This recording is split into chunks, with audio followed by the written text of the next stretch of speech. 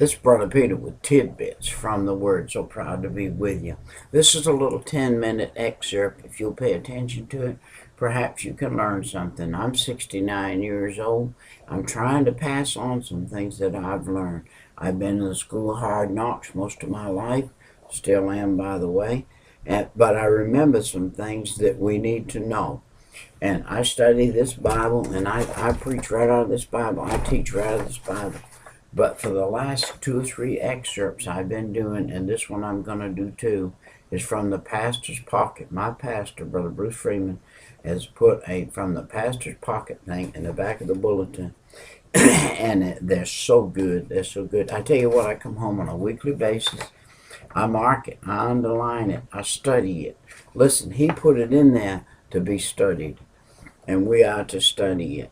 He said, remember, when Jesus first sent out his disciples, he said to them, go not in the way of the Gentile, but unto any city of the Samaritans enter ye not, but rather go to the sheep of the house of Israel. At that particular point in time, in that period, for that transition, for a little while, he said, you guys work with your own kind out here, your own people, the house of Israel, for a little while. And you do what I'm telling you. You go to the lost sheep of the house of Israel. Even though Jesus himself went to Samaria, because there was a lady over there that was looking for him. She was waiting on him. She wanted to receive what he had, and she hadn't met him, so she was undoubtedly praying to him. So as he came down the road, he said to the disciples, I'm sorry, fellas, but I have a need to go into Samaria, so you continue on, and I'm going to cut through here and go into Samaria and fill this woman's desire, that she desired to be saved.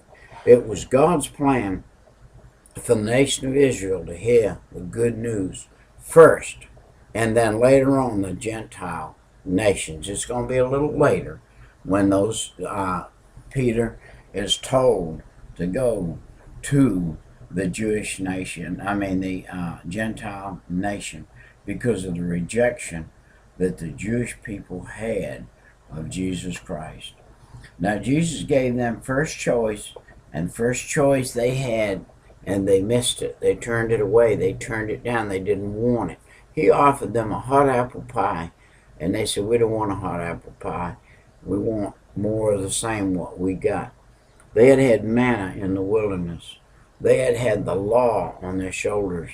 They had a tabernacle they had to disassemble for 40 years. They disassembled it and moved it 40 times, 39 plus 1.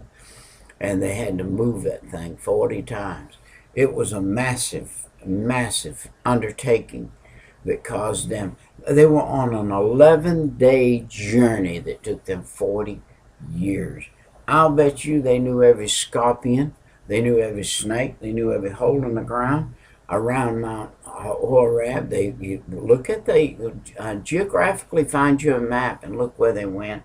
They could have went in 11 days. Look how they walked around the wilderness, the same spot, the same place, the same thing. They walked around, wandered around a circle for 40 years. How many years you been wandering in a circle? How long have you been saved? How long? Where are you? What kind of church are you in? Are you in the same place you were 5 years ago? Brother Ed Veloz said, look at yourself in a mirror and say, am I in the same place I was 5 years ago? And then he said, if I come here 5 years from now, will you still be in the same place? Well, you know, he asked that question 5 years after, which was 10 years went by. He came back and he asked the same question.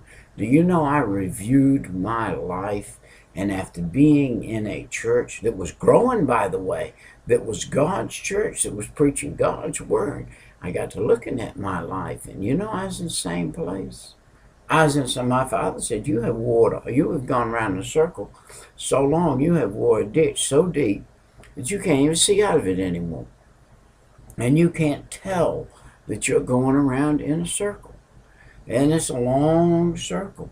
And the radius is so minute, you can't tell you're going in a circle. And I was traveling in a circle. And hey, God doesn't require from everybody a whole lot of things. He requires faithfulness. But He does require in us to reach somebody. We're not going to reach everybody, but He wants us to reach somebody with our life. And not everybody is going to reach somebody, but it is everybody's duty to make a reasonable stab at reaching somebody with their life. In our ministry and our message, we are representatives of Jesus Christ, and we are ambassadors for Him. Some are, and we must, in the church, focus on the outreach. But before you can focus on the outreach, you got to be right yourself. You got to. You know, my daddy taught me. He taught me, son, are you going to be an ambassador? Back in those days, ambassadors wore a handcuff with a chain and a suitcase, and they picked that suitcase up. It was handcuffed to their arm. Ambassadors for the United States of America were very careful back in the 40s and the 50s to be ambassadors, true ambassadors. They did not let their paperwork, nobody looked on their paperwork. There was such a thing as privacy. There was a Privacy Act, and there was privacy. Their suitcase was only for their eyes and their eyes only, and they were entrusted with things. And very few of those you find anymore today. But I'm an ambassador for Christ. I get up in the morning. I put the shirt and a tie on, or a shirt and tie. I comb my hair. I try to shave, which I didn't do today. And be presented as an ambassador if I'm going to be an ambassador. Let's get through this pocket message this morning. It said, let's say that you have experienced a divorce in your life, or struggled with the death of a loved one, or battled an addiction, or struggled with an extended illness, or dealt with chronic pain. Who better than yourself to reach out to other people who are now struggling with the same issue? You are qualified to help them because you have been there. Listen, I cannot associate with you if you have lost your mother, because my mom is still living. She's 94. But I can associate with you if you've lost your daddy, because I've lost mine.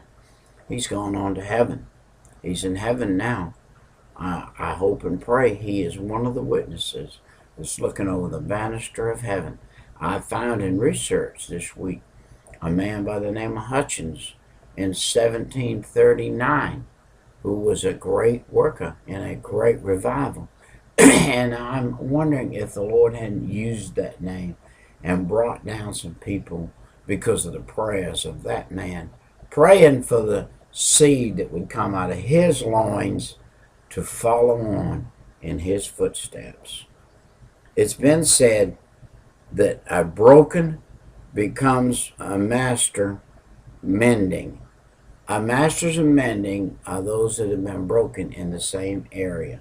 By the way, I studied this, but I studied it a couple weeks ago, and I did not research it this morning, so I'm having a time with it. I should have reread it this morning, looked at it, gone through it before I got on here with you, because I'm not a good reader. But develop sensitivity. This is what he's saying. Develop a spiritual life. It takes work. It takes work. It takes Bible work to develop a spiritual life. Get in the New Testament. Open up the book of Timothy. See what the man Paul, our brother Paul, wrote to his brother Timothy, his son in the Lord. And try to adhere to some of that. And if you will adhere to it, then you will grow in grace and nurture and admiration of the Lord, which is what God's desire for you is that you grow spiritually in that grace and in that love And this is Brother Peter with tidbits from the Word, and we will see you next time. May God bless you.